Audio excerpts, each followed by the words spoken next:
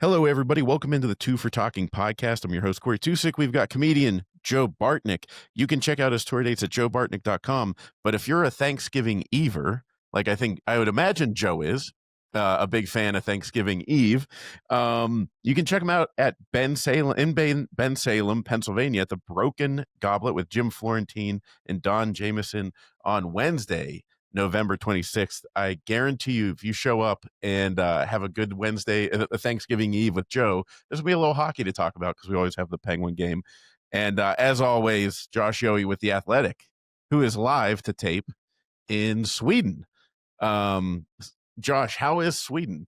I've not slept in 36 hours, first of all, so I don't know what I'm about to say over the next hour. I warn you all in advance.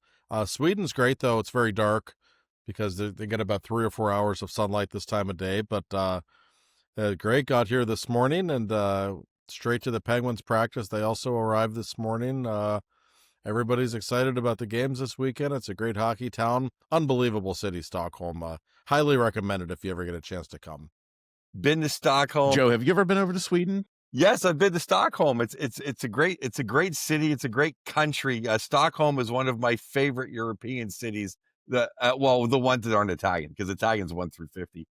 We all know that. We figured Rome and Florence would be at the top of the list or whatever. Right? And there's Naples and Venice, and there's so much to pick from. But I want to give a shout out to the great fans of the Penguins. I believe Madden said 2 sold out games. I was at both of them attending with Rachel is now she's back under 500, but she got the win Thursday night. But I thought the crowd was juiced up. My mom was in the crowd Sunday. Sorry to talk about my family so much, but I just want to say I thought around the rink there was such an energy, and 2 sold out games is fantastic. And I want to thank all the fans that came up to me during both. They say, "We love you and Josh. We love the podcast. It's so great." They want to talk hockey. I'm always talking hockey with you guys. So some people are a little I don't know if I want to go up. Please come up. We take pictures. We talk hockey, and we say, "Let's go Pens." And on that note, Josh, I think a lot of people around town were happier than I was with this weekend's play. It seemed, a few people seem to have good thoughts about it. I didn't think they played bad, but I'm not as positive as everybody else seems to be. Your thoughts? I thought they played well in New Jersey. I thought they probably should have won that game. Yes. Crystal Tang had a terrible giveaway. They can't win shootouts right now. But really, if you look at that game, at least the first 60 minutes, the Penguins clearly had the better of the play the first 2 periods. I thought they outplayed the Devils most of the game on the road against a team that often gives them trouble against a legitimately good New Jersey team. I thought that was the definition of a good point for the Penguins, probably deserved 2. I didn't think they played well against the Kings. I thought they were good in the first period, but I really thought they faded and looked tired in the second and third periods of that game. We'll get into Sergei Miroshov. I thought he was pretty good. I just thought the Kings just kind of took control of the game in the second and third period. Maybe that's because it was the second night of a back-to-back. That was what I theorized in my article, because I thought a lot of the Penguins' old players showed their age in that game, Joe. I didn't think Sid had a very good game. I thought Brian Rust had a terrible game. We never say that about him. Gino wasn't very good. Letang was terrible. Carlson screwed up on the game-winning goal. That's all the older guys on the team. Second night of a back-to-back. I don't think that was coincidental. I felt that way too. I'm never a fan of the afternoon games, and especially a back-to-back matinee. I thought it was a lost weekend kind of for Sid and Rusty. I don't think they played very good at all, that top line. I hate to say that they were missing Hollander. But I think that's my bigger point is Hayes sucks. I don't care if his family's listening. He's terrible. And if Giannis Kopanen's going to have a milkshake, it would be vanilla with another shot of vanilla. Where the hell is our boy Bros at? That line that third line, whatever you want to call those 2 guys together, were just bland and soft. Yeah, Yeah. I agree. I think it's a matter of time before we see Bros. And I can only, I don't know why he's not up yet, but I will say I can understand the Penguins not wanting to have like 7 rookies in the lineup at the same time. I understand where they're coming from. I don't think Kevin Hayes is the answer either. Koppinen certainly has never impressed me all that much.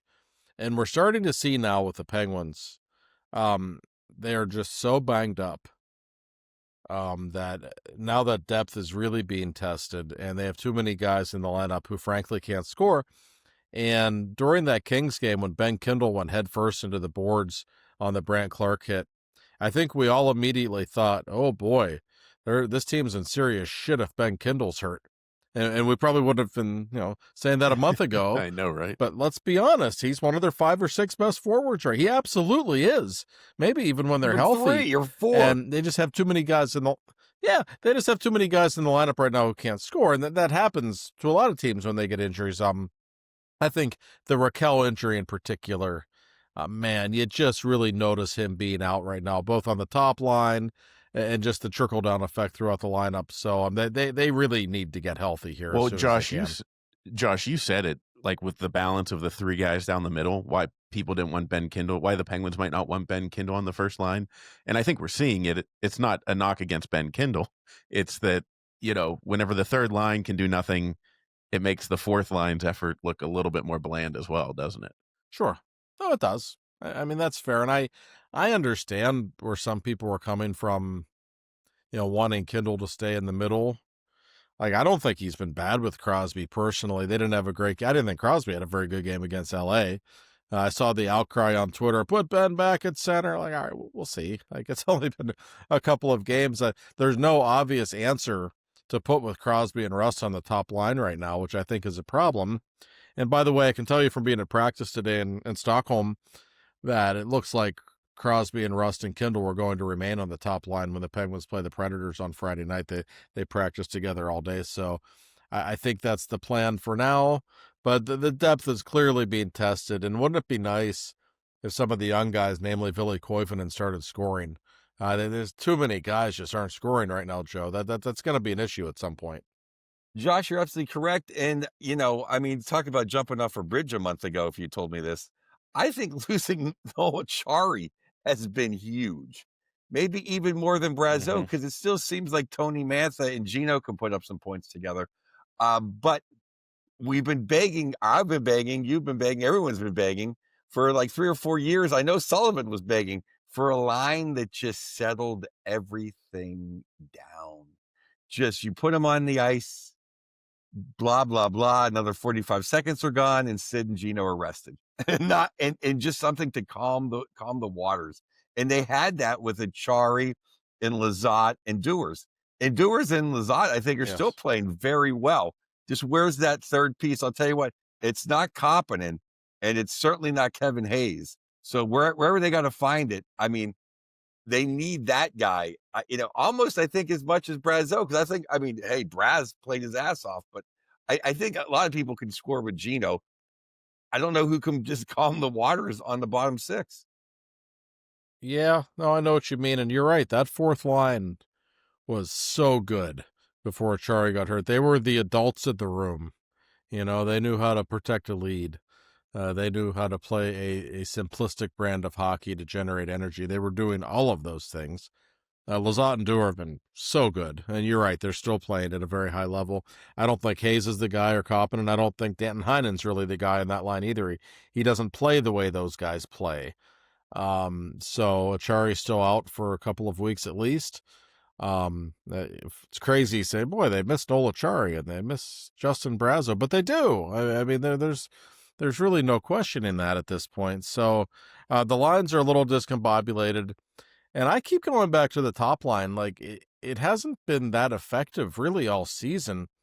Like, Sid and Rust are getting their points, although they're doing it primarily on the power play. That top line hasn't been dominant at all. That is a problem moving forward. Whether or not the Penguins are healthy, it's a problem, but I think it's especially a problem right now. I agree with you. And until it's Raquel, does it have to be Ben Kindle? I mean, you're looking at one of the 5 greatest players of all time and the guy that should be on the U.S. Olympic team. I mean, other than competent, they should be able to find someone that can play with them. I don't think they have to get, the Rookie of the Year candidate. No, you might well be right. And Kendall was so good at center for a stretch there. We know he's comfortable there. We know he makes the Penguins deeper down the middle. I don't know who the answer is. Like, I would love to see Koivunen in there and to see him be effective. Obviously, he wasn't real good in the first line the first couple of games of the season. We haven't really seen him there since. I feel like he's playing better. He has had one opportunity after another. He just needs to score a freaking goal. He might be in a spot where if he just scores one, he'll relax a little bit, get some confidence, and actually just start playing the way I think he's capable of. I feel like he needs to be stronger on his skates. He seems to fall down a hell of a lot. That's a problem. It really seems like that. And everyone has their whipping boys. I know you like to crack the whip. Tommy Novak's had a good week here. He's been better, Joe. You're right. He absolutely have. I will give credit where it is due. He's getting his nose dirty a little bit more, which I like. He needs to do that. His defensive work's actually been pretty good. And we saw that real pretty feed from Gino, and he scored the other day against the Kings. Gino told people in the front office this summer that he was interested in playing on a line with Tommy Novak this season, that from what little he had seen of him, he thought they could click. He thought Tommy was a really talented guy. He wanted to have a shot with him. Didn't happen early in the season when that Gino line with Brazeau and Mantha was so good, but now he's getting a look. He's been pretty effective, and I think that line's going to stay together as well against the Predators. That's a great point. Now, on that point, when more people are healthy, does Brazeau drop to the third line and maybe back up Kindle a little bit physically? Because I think everyone loved when Tommy got hit. Boom. Anthony Mantha answered the bell. It would have been nice to have someone out there when Kindle got knocked to answer the bell, especially Brazeau, who's not afraid to drop the mitts. No, he's not. That's an interesting thought. I wouldn't have a problem with that, and I'm glad you brought up Mantha.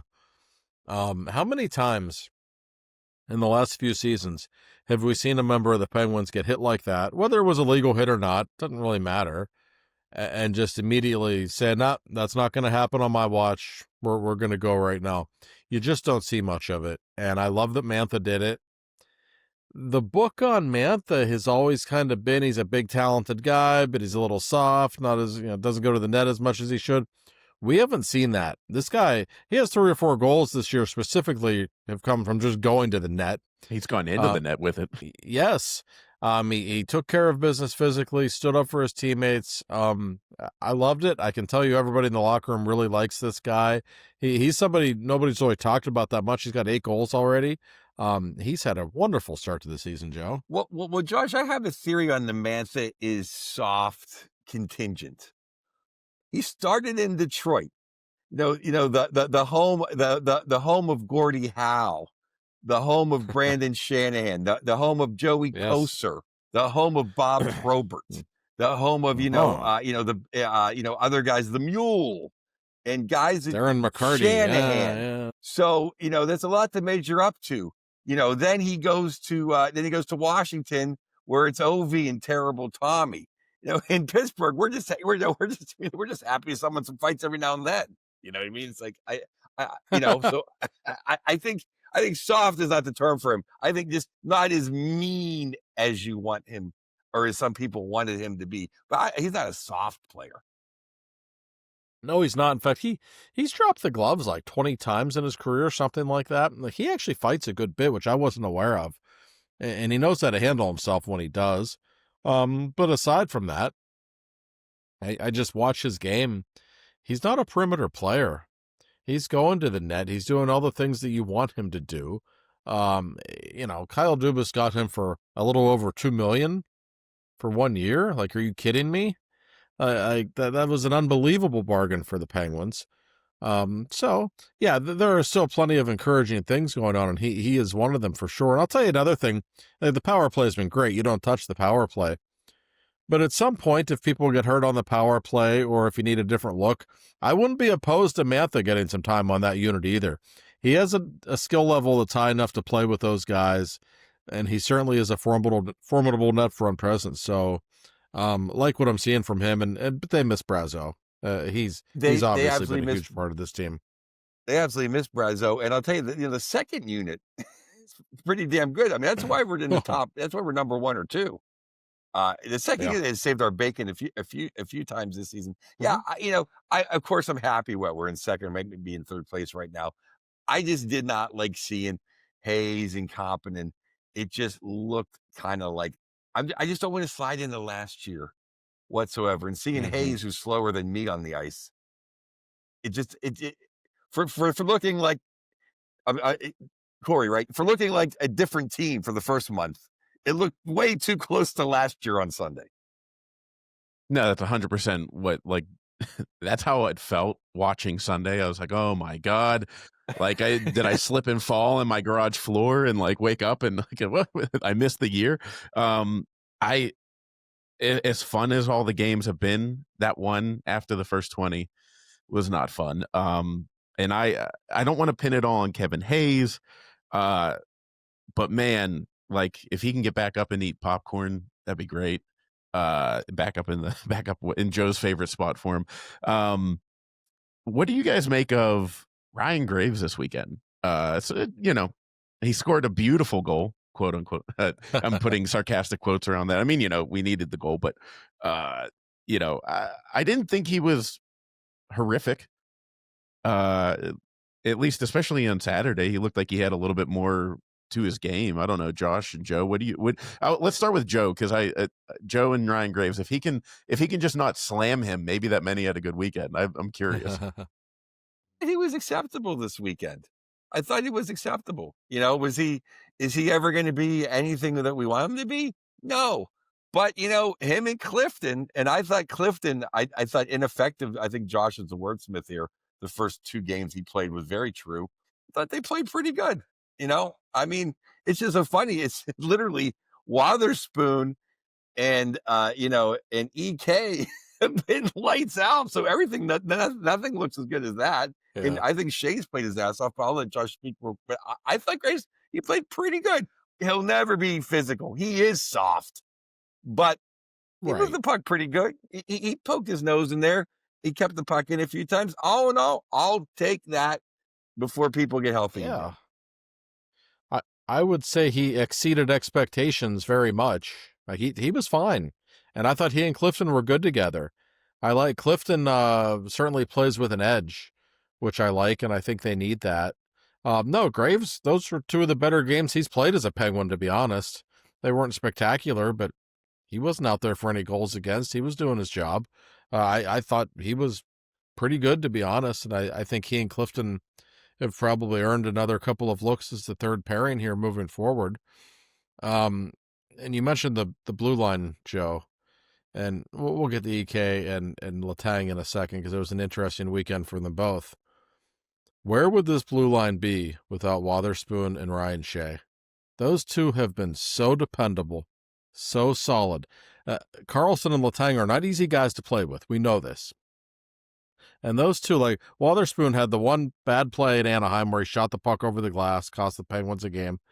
He has been lights out since then. And Ryan Shea, there's nothing real flashy with his game, but he's dependable and he's a little better with the puck than maybe I realized, and I think a lot of people realize. He actually helps them offensively from time to time. I love those 2 on the left side. They have really given that Penguins blue line some stability. Absolutely. And Shea his play this year has been underrated. He's been steady Eddie, and he is better offensively than you think. But I think I'm going to answer Corey's question even better this time. Clifton and Graves were much better than Pickering and Brunick. And if you just want to break it down to Graves versus Pickering, it's not even close. Yeah.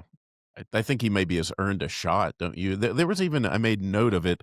of a shift. I was watching the Saturday game while cleaning my garage, so it was one of those fun things, where I'm sitting there and I made a specific note where I was like, "Oh my god, that was a nice shift by Graves, where he protected the puck down low, used his body, and made the next set." I thought, I don't know if I've ever seen him do that in the 2 years that he's been here. It's like if anybody challenged him physically behind the net, the puck was gone. He lost it. So, No, I think he deserved a shot to stick around for a minute. yeah, completely agree. And Pickering, like I think Pickering has been as disappointing as any player in the organization during the last couple of months. There was just a job waiting to be had on the left side of the blue line for him. Couldn't get it in camp, couldn't get it when he came up for a few games, really looked bad. And that brings us to Brunick and what the Penguins are going to do with him. He is here in Sweden. Doesn't look like he's going to play on Friday. There is a loophole in this, you send him back to junior conversation where, if he goes long enough without playing, they're allowed to send him to the AHL, even though he's 19. They are allowed to send him there for a rehab stint. I think he could play, is it 5 games he could play or something along those lines, Corey? It's kind of a strange rule. Maybe they send him down to the AHL next week for a couple of weeks, and that's okay. Maybe after that you send him to play in the World Juniors in December. That's okay. And at some point, you got to make up your mind. The more this goes on, the more I think if they were going to send him back to junior, they probably would have done it already. Could be wrong, but I think that's probably the case. But I also understand why they're not playing him right now, because his last few games have not been good. That's reality, so they might have to get a little creative here. No, I love that idea. Yeah, I think that's what's going to happen. I love the idea of conditioning stint. I think I brought that up, but didn't know the exact rule. I'm glad you clarified it, Josh, last week. That 5 games down there get you to the World Junior Championship, and then we'll see what happens. I just don't think him playing with kids does any good.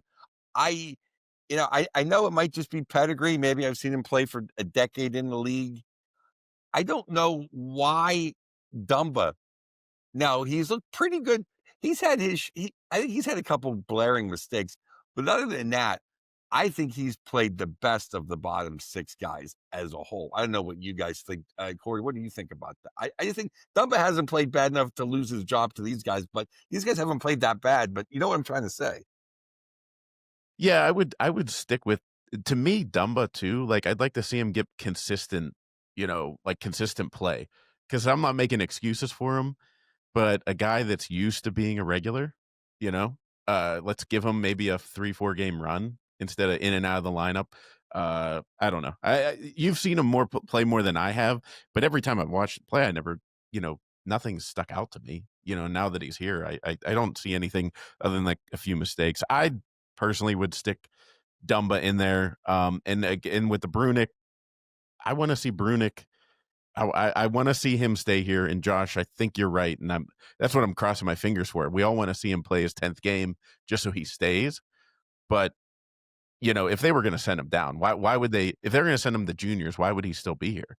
Like he's missed a week and a half of playing time, if that's the case. Yeah, they're just in a tough spot because I agree with that. And I don't think the idea of playing against teenagers the rest of the year necessarily helps him, necessarily makes him better. But if I'm Dan Muse, I'm trying to win hockey games right now.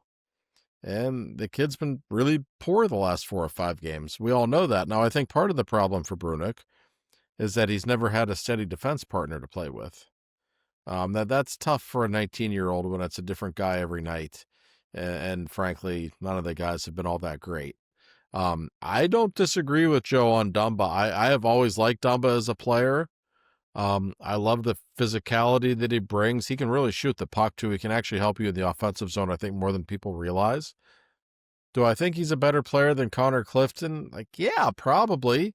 I don't think there's a huge difference, but I do think he's better. I find it interesting that he hasn't been able to get more of a crack because he was one of their best defensemen in training camp. He had a really good camp. And it looked like he had a real chance to solidify himself in the lineup. Hasn't done it, but this isn't like the worst problem ever to have. Clifton's been okay. You still got Letang and Carlson on the right side. You've got Brunick and you got Dumba. That's a pretty healthy amount of depth, and that will come in handy at some point. I don't want to jump. I just have a couple. I'm sorry to jump ahead. But it's funny. I have a couple of things reportings that I saw you reported. That it went viral. You reported there's not going to be any trades if they keep playing well, which I think shut everybody up in Canada, which was great. But what came out on the GM show, maybe that's why I wrote it. it was so great. But what came out on the GM show with the great Josh Getzloff was that our Mr. Jari was grinding out through an injury in the third period against Toronto. Jari, you gave up 3 goals in 10 seconds. If you're hurt, just get out. Like, what? Yeah. I mean, no, we don't need a hero. We need a save. Right. That was a weird situation in Toronto. I saw Jari in the locker room after the game. He looked fine. Talked with Erik Karlsson the next day. He said, yeah, we didn't even know he was hurt. Like, yeah, neither did I. Not saying he wasn't playing hurt or that he's making up an injury. Obviously, he's hurt. But yeah, rule of thumb, especially if you're a goaltender, like if you're hurt, you got to come out of the game. Like, I understand you're trying to be tough and you want to help your team, but sometimes you have to do what's right. It's a little different if you're a fourth line winger and you're a little banged up. There's really no one else to replace you in that situation. You're going to have to go forward short, and if you can still play a little bit, okay. When you're the goalie and you need to be flexible and athletic to do your job and you're not 100%, that's not good. Plus, we needed that timeout. We could have used the change. Yes. Mike Keenan changed the goaltender just to kill momentum for 30 seconds. I mean, everything led to us needing to reset, and the injury would have been perfect. The other piece of news that came out, you just brought up Karlsson, was your interview with Mr. Karlsson. And that didn't maybe go viral, but it went all through the Pittsburgh media. Did you think it was a shot at Sully, or? That felt like not even a thinly veiled shot. I don't know. That's how I took it, Josh. It was. Yeah, I mean, that's how it came across to me. The funny thing about what he said, and I have the recording of it. I'll send it to you guys, in fact. All I did was ask him if he was, starting to become a believer in this team. And it was after the game in Jersey. I didn't ask him about Dan Muse. I didn't ask him about Mike Sullivan. I just asked him about the way the team was playing and kind of a softball question, like, are you starting to believe in this team? And he steered it in that direction. And when he said it, I kind of laughed when he said it, and he kind of smiled back at me like, oh, okay. So sometimes EK can't help himself. I think he likes to stir the pot a little bit, and he obviously had his issues with Mike Sullivan, and I don't think he was a huge Todd Reardon fan before that. And for whatever reason, Dan Muse is working. Everything the guy does seems to be working at the moment. Obviously, Karlsson feels more comfortable in his system. Can't deny how good Karlsson's been. I know he screwed up on the game-winning goal against the Kings, but he's literally been one of the best defensemen in hockey so far this season. He's played at that level. I mean, he has been outstanding almost every night. Hey, Sid was on the ice. Gino was on the ice. Ovi was on the ice, which I want to tap a stick for Ovi getting the fans' class standing ovation for Ovi's 900th goal. Made me proud to be a Penguins fan. Even made national news. Yep. When that it happened, which I think is great because they always try to, NBC especially, the rivalry of the century. Like, no, I don't care if that Russian kid in Philly gets 1,000 goals. I'll throw a battery at him. So that's not our number one rival. Everyone NBC, it's not a rival. We're all friends now, But well, I mean, the lovable losers, the Capitals. But what I was going to say though is, Karlsson was the best player, and Karlsson looked incredible in that game. Yes, he was. No, he absolutely did. I think I mentioned that in my article. He's just, I mean, and it's even his work in the defensive zone. He's never going to muscle people off the puck. That's not him. But the way he's using his skating ability to defend, the effort that he's putting in, we know, that he's genius level with the puck, and his ability right now on the power play just to draw people toward him and then send the puck in an opposite direction where somebody's open. He does it so well. and he just every part of his game is locked in right now. He's a joy to watch. When he's at his best, there aren't many players in the NHL who are more fun to watch than Erik Karlsson, and Dan Muse is getting the most out of him. That's a relationship that's very, very clearly working at the moment. Yeah, Well, and I I'm mean, this is Shar-esque. exactly what we were hoping for. Yeah. Yeah. I you know, I'm not trying to bag on Sully, but he got to that Dan Bilesma level of, play our way, get to our game, do our thing, and that's what I took away from the Erik Karlsson thing was that I'm sorry, but like you have to coach different players different ways. You know what I mean? I mean, there's a reason why Scotty Bowman wasn't a coach for the Penguins for 10 years, because he was trying to push certain players in a certain way. And I that's what I took away from. I love Erik Karlsson. I love his ability, and I think we're finally getting to see the one that we wanted. So, big fan of that. Before we get to Mr. Bill Neofis, though, I do want to ask you guys about Sergei Miroshov and how he played on Sunday. I think he played well, obviously. Well, I mean, one of the goals is an own goal. What a way to give up your first one. Although I will say the silver lining there is if you're going to give up your first goal for it to be to Kopitar, like that's a good way to tell your grandkids someday that one of the all-time greats right. is who scored on you. You don't want it to be Kevin Hayes or something like that. But anyways, and Kopitar's last ever game against the Penguins too, so that's the only chance he's ever going to have to play against him. My mistress always gets me. Always gets me, sorry.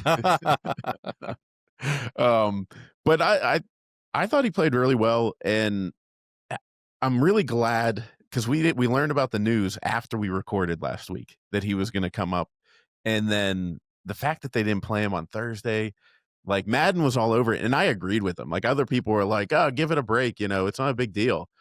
I thought that was the moment. Thursday night was the moment to have him make his debut. The young Russian phenom goalie that's coming up against the Russian who scored 900 goals, the night before or whatever. Like, come on. It just was a missed opportunity. But overall, I thought his play looked good, and he looks calm. Like, he looks like he belongs, doesn't he? Yeah. I mean, he wasn't perfect, but I thought he was pretty darn good.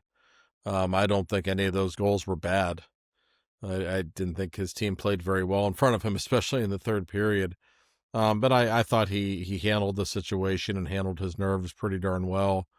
I'm a believer in Sergei Miroshov. I have seen enough of him in the preseason training camp. Like this is a big time talent. That doesn't mean it's his time to be the guy. It doesn't mean it isn't. There's still a real chance he goes back down to Wilkes-Barre when Tristan Jarry gets healthy. But this is a legitimate audition. And the Penguins, I think, know what they have in him, and they're really excited about him. There was just a buzz on Sunday, wasn't there, Joe? There was just an energy. You don't see it very often, but people were really behind this kid.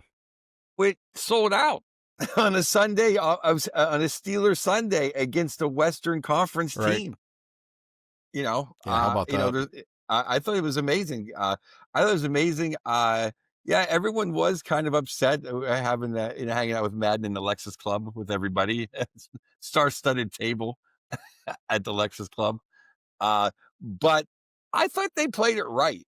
As much as the theater would have been amazing, I think it was good. Let the kid come up and not throw him right into that fire. I know he's the chosen one, but then Muse did switch it up and say, "Okay, we are going to switch it so he can start a game at home." So I thought it was actually a smart move. As far as the way he played, I thought he handled the puck really well. I thought his glove looked great. I mean, compared to Shilov's, his glove is kind of like his blocker. It always hits it and comes out.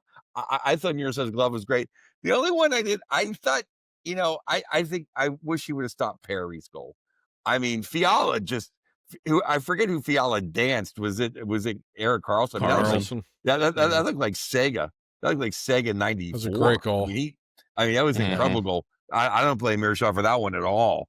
But I wish he would have stopped. I mean, Perry's wrister, not exactly Patrick Kane. I don't know. I wish he would have had that one. But he's a kid, so yeah. I give it a B plus. Yeah, and not to shamelessly plug our YouTube channel, but I have the interview with him up there, and Josh, you've reiterated this in your articles about him. uh I behind the curtain, like, I reach out to PR and say, yeah, you can do an interview with him. So I don't know anything about this kid. I don't know what I'm walking into. And he is just the most calm, collected, like, very thoughtful answers, very insightful, you know what I mean? Like, and so he's like, to me, he's like that lovable feeling of like a Flurry without like the goofiness. Like, he's not going to be, pranking Sid or anything Yeah, like that. But I don't know if but I don't know if you guys saw what he said after the game, but he thanked the fans for showing up on a Steelers Sunday to support the hockey team anyway, and he thanked his teammates for playing so hard, even though it was their third game in 4 nights. Like, this kid says all the right things, and it's genuine. He is a nice kid, and everybody really, really loves him. He's a very easy young man to root for, I would say. He's just got a great personality, and no, he played really well. I think B+ is the perfect grade for his performance in his first game. Wasn't perfect, but they were starting to get steamrolled by the Kings in the third period of that game. You could feel it coming, yeah, and he certainly kept them in the game and gave them a chance to win that game, quite honestly. So I think it was a very good start for him. I'm sure we'll see him one of the 2 games in Sweden. And I love the energy that he gives this fan base. Like, there's just something about him that people are gonna really be pulling for him to be the guy, and everyone's excited about him. That's a good thing, Joe. That's not a Uh, bad thing. Speaking of goaltending, I'll tell you what, if we have an offensive zone faceoff with less than a minute left in overtime and Sheloffs is the goaltender, I'd pull him because he's not going to win the shootout. Mm.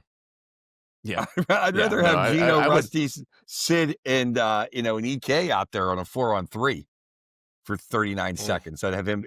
He's one of 9.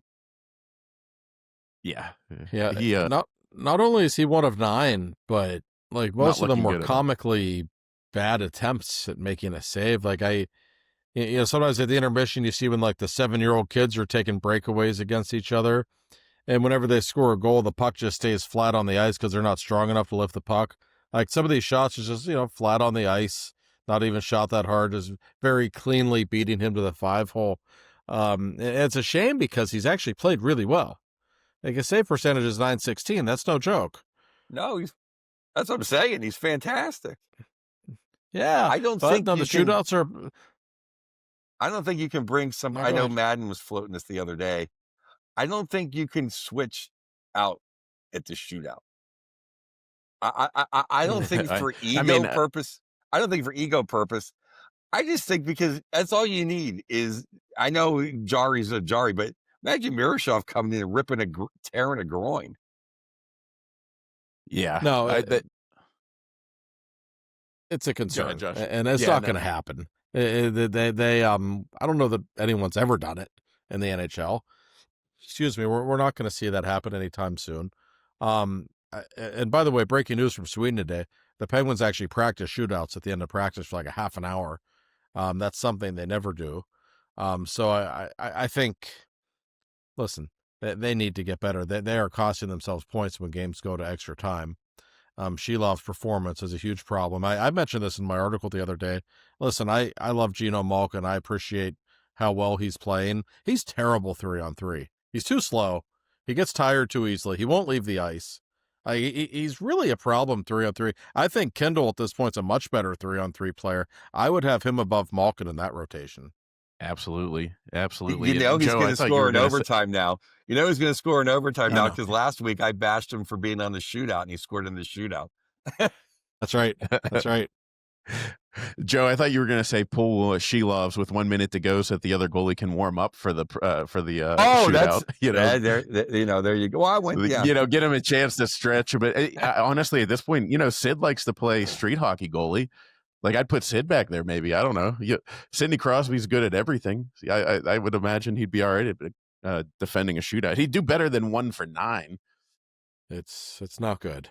It's disconcerting because, like we say, look how, like we've said last season, if you just take all the overtime and loser points we didn't, all the extra points we didn't get last year, you add them up, we're right there. So That's right. And Joe, there's never been this many games early in the season going to overtime around the league. Every time I look up, it's a 3-point game. I mean, it's unbelievable. So it's probably more important than ever. Yeah, the and per the standings are quite. pace, yeah, and per the pace, how we're right there. The next, the next 10 games, kind of not that hard. It'd be really nice in a to soft stretch of close into the schedule, you're right. holiday season on a roll. And if we're gonna have to endure Hayes and Koppinen, let's get those extra points. Yeah. No, Because sorry, Corey, the December schedule is nasty. So now's the time to strike. Yeah, this is the moment, I mean, the standings are really tight, like you said, because all the 3-point games. And we always say, Thanksgiving's when and this is their chance because as well as they've played, and I know they're only third place in the division right now, they're 2-5, they're 2-5 in their last 7 games. Like, this is the opportunity to respond to a downturn. So I'm looking forward to hopefully getting 4 of 4 in Sweden. I have a couple more things on the Penguins, and we'll talk about Ovechkin as well, give him his flowers. But before we do that, Mr. Bill Neofis, man, he probably lost some sleep over that Steeler game on Sunday. And in a double whammy, 2 losses in one day. Bill Neofis, Pittsburgher through and through. Did you see that stat? I think Bob Grove tweeted it out. 7 or 8 times now in history, the Steelers and Penguins have played on the same day, and they've never gone 2-0 on the same day. In fact, I think it was 5-9 all time. I think it's happened 7 times. So, yeah, that wasn't good. Bill wasn't very thrilled with the Steelers game. I don't think anybody who's from Pittsburgh, Pennsylvania, felt real good on Sunday night. I hurled a couple of expletives at my television from my hotel room in Newark. I was rather displeased by what I saw. We'll get into that in a second. But Bill Neofis, he's our guy. We all know that. NeofisInsurance.com. I'm going to give you the number right now. I'm going to say it twice. 412-364-3388. That's 412-364-3388. Do you think insurance is important? I don't care what insurance we're talking about. We can talk about home insurance, renter's insurance, car insurance, pet insurance. You go down the list. Bill will take care of you. He's the best in the business. His family has owned this company since 1960. You can trust them. I know this guy on a personal level. He's just a quality human being. He only hires quality human beings. So give Bill a call. He will take care of you. Thank you, Mr. Bill Yay, Neofis, Bill. as always. Thank you. Can Bill insure? So one thing I wanted to get in. Can Bill insure 4 points in Sweden? Let's send it to sure the underwriter. He'd be happy to. So one thing I wanted to bring up to you guys, and Joe, you alluded to this a little bit earlier, but the attendance. We had a great attendance over the weekend and Thursday and Sunday. But Penguins Jesus tweeted out that the average attendance percentage wise, and in his words, he said, "I've noticed the arena is slightly less filled this season. We're off to a red hot start, and have the second worst attendance by capacity in the entire NHL." And I don't know. I've floated this out there. I think there's multiple factors, but the one that I think nobody's thinking about is that there were a lot of people my age that were season ticket holders and thrust into it. My brother bought season tickets the moment we won the lottery. He was going right into the professional world. And then now, my brother's got 3 kids and he's got sports everywhere. And it's just, I think there's a little bit of a generational thing going on, but it is odd to me that we're lagging with such a hot start. So hopefully this weekend's the turnaround.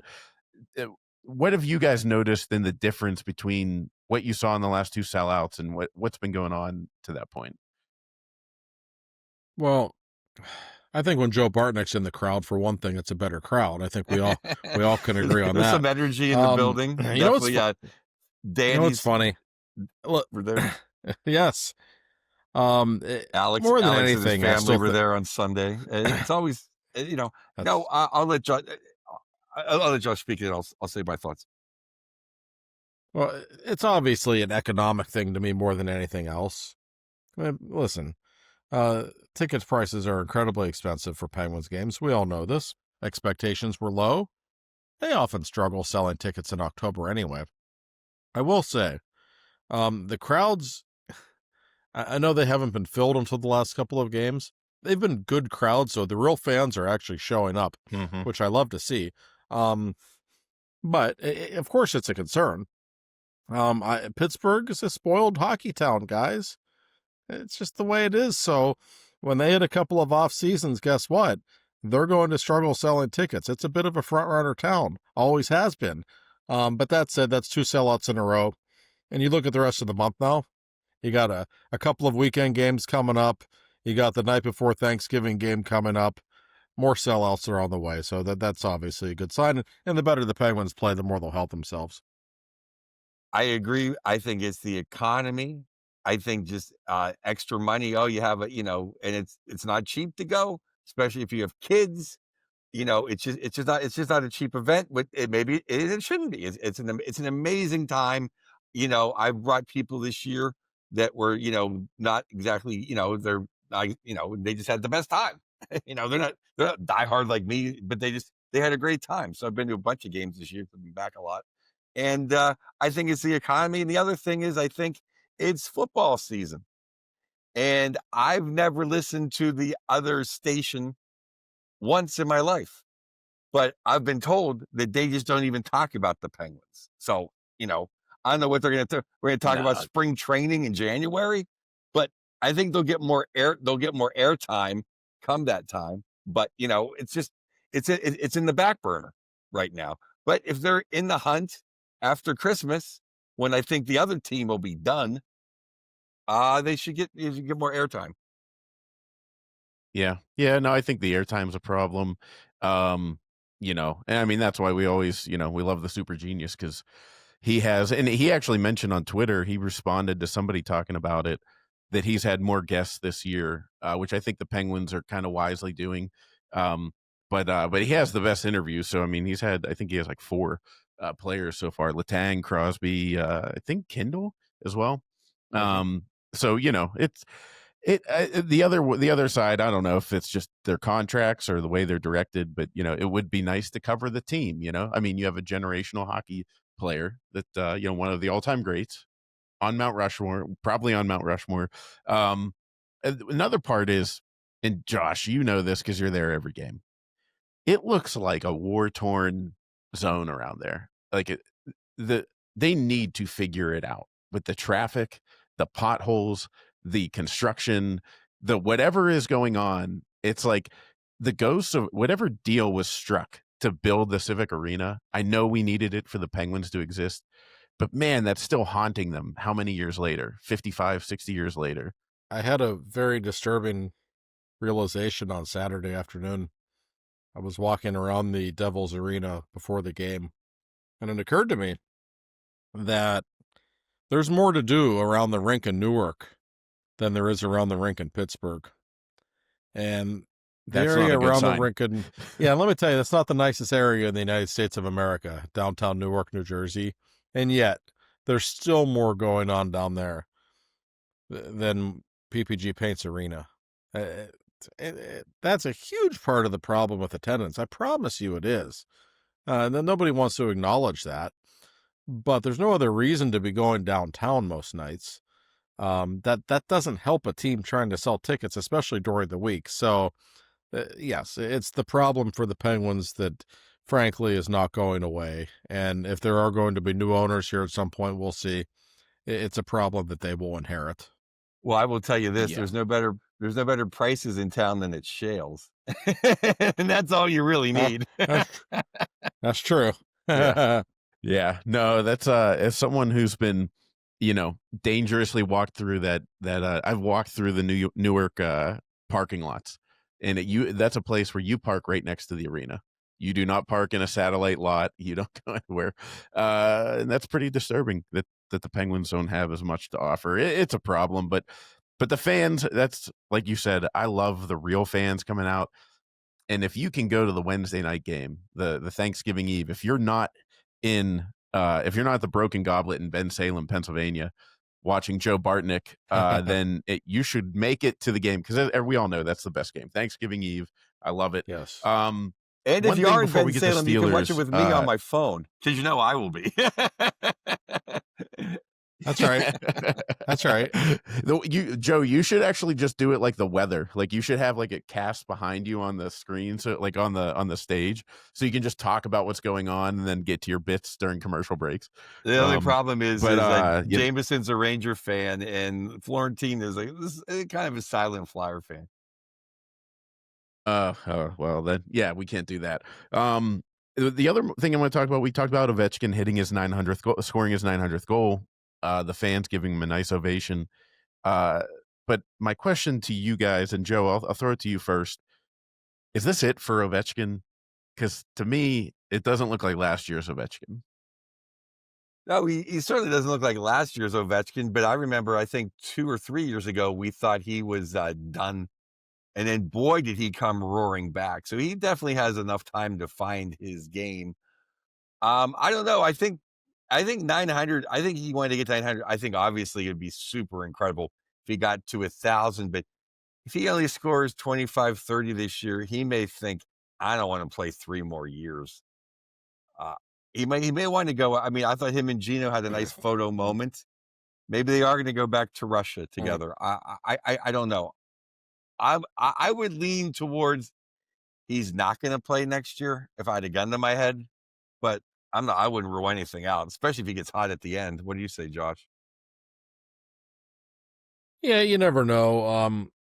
I don't have a relationship with Ovechkin. I it's hard for me to say for sure what he will do. I do know a lot of people who cover the Capitals or who have previously covered the Capitals and have a relationship with him.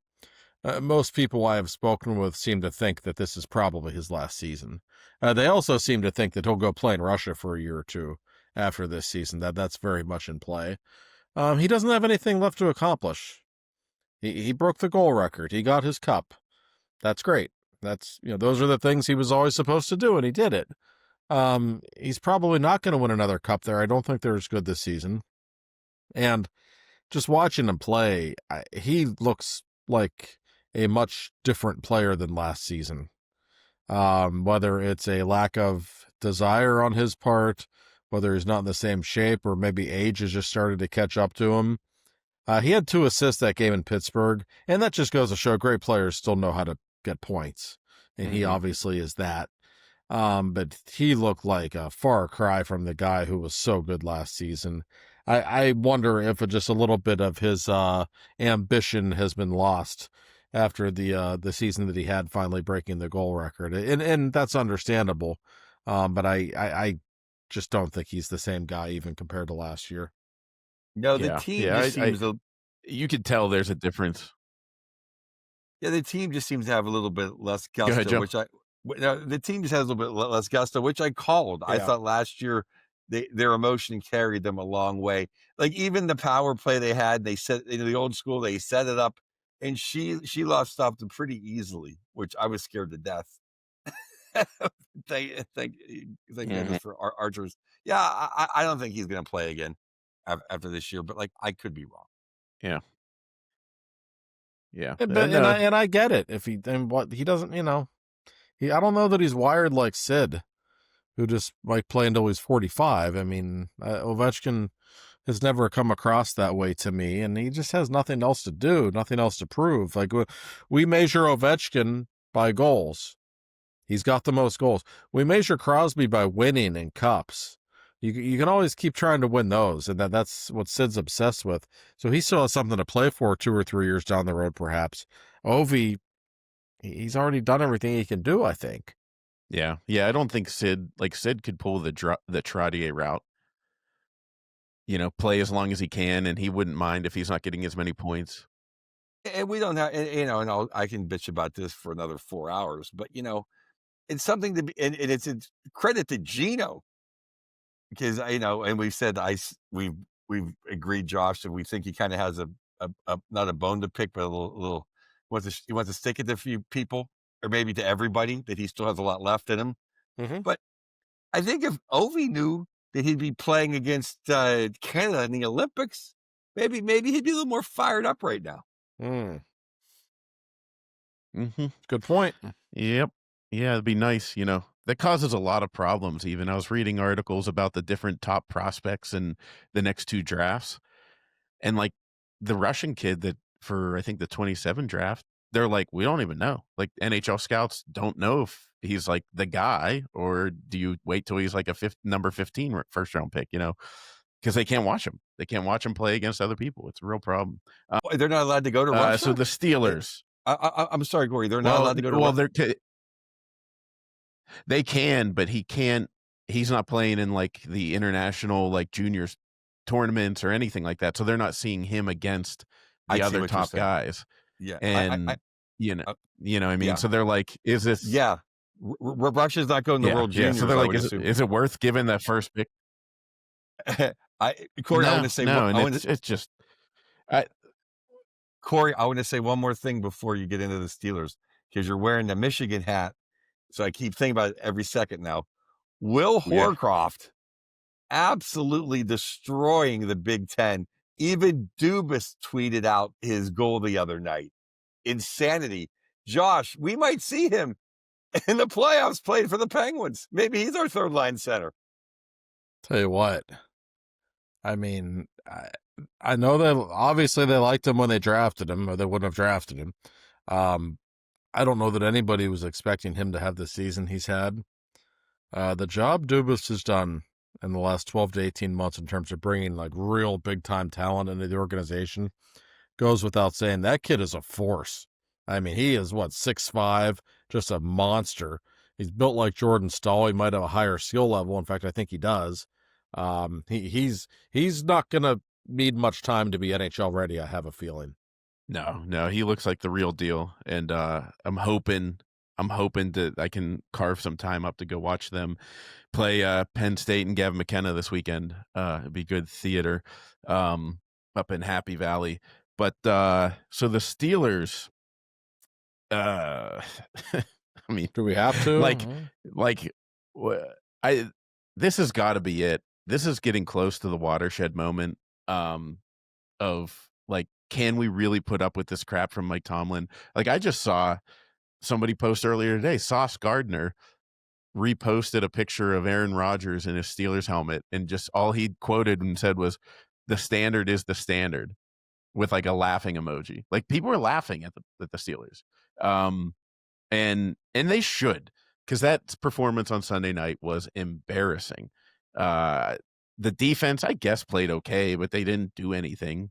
You know, they were all right, but the offense was awful, absolutely awful. And I don't know if Arthur Smith is going to get a job. You know, we were worried he was going to become a head coach somewhere.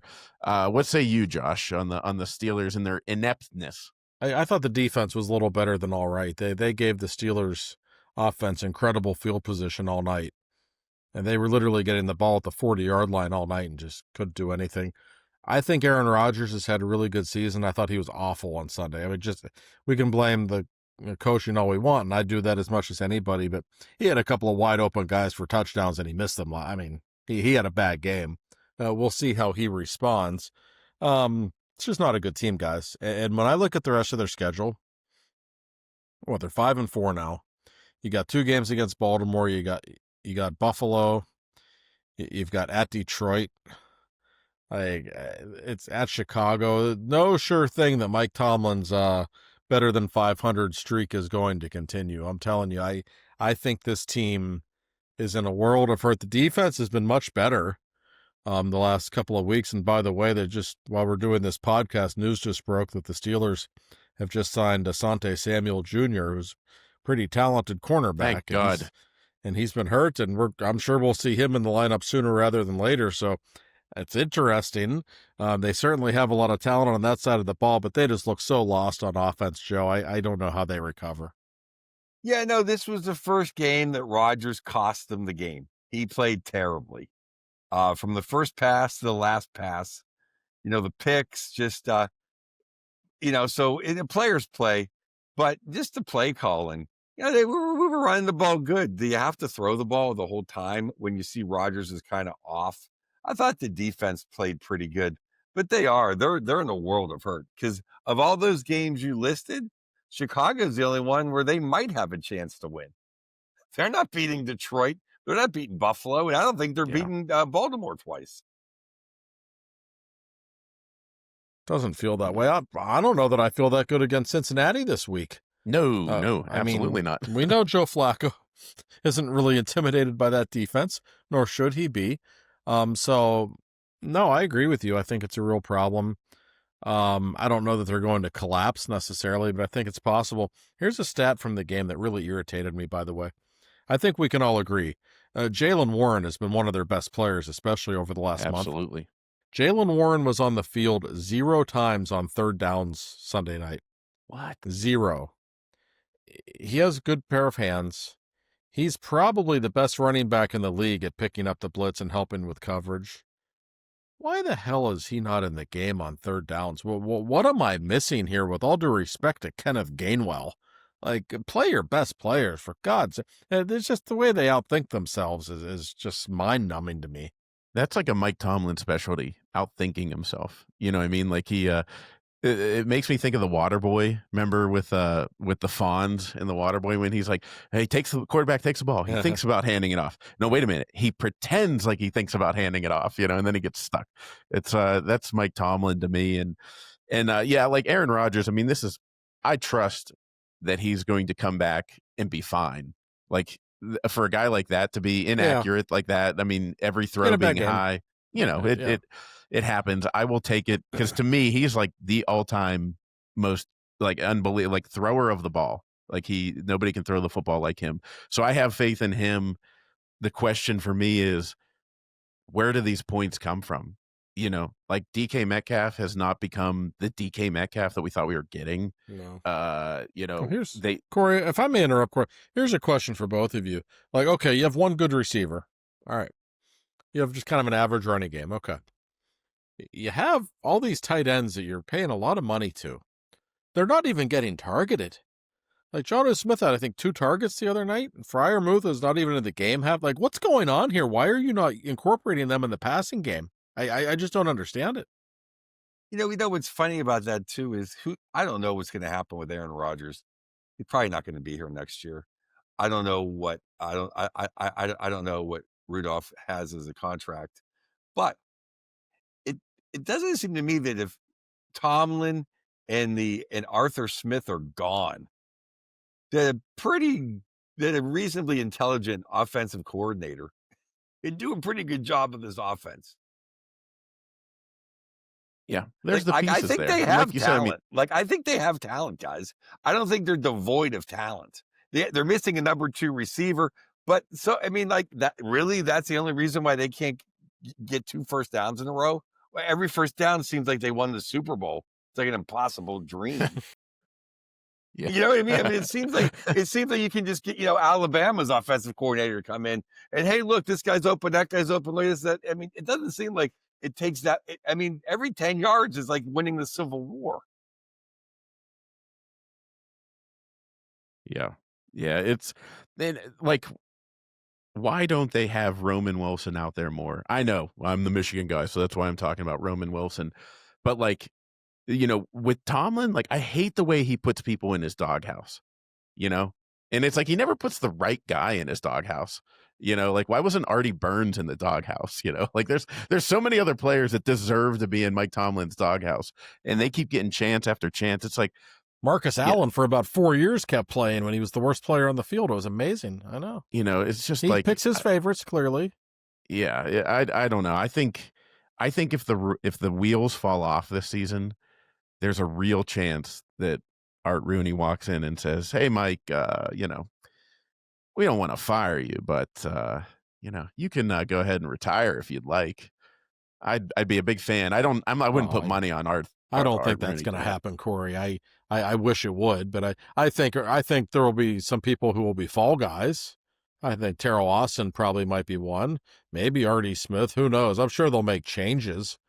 But we all know the Steelers are quite in love with, the whole 3 coaches since 1969. That's a real thing. I think it's a real thing that they love to beat their chests about. And it's just the same It's the same shit year after year after year. It's getting pretty painful to watch, Joe. Yeah, I mean, I think Tomlin's coaching career could be the Adam Fox's Norris Trophy. I think people can look back in 20 years and be like, maybe the most overrated coach of all time. Yeah, well, like Steelers Depot posted this on Twitter. Brian Dable, who just got canned in New York, has more playoff wins in the last 8 years than Mike Tomlin does. And I think Brian Dable is like a terrible head coach, and the Absolutely. Giants are a Yeah. mess. Like, Yeah. I don't know. I mean, it's embarrassing and like it's frustrating as a Steelers fan. Like I'm getting really tired of this. Like 9-8, here we are again.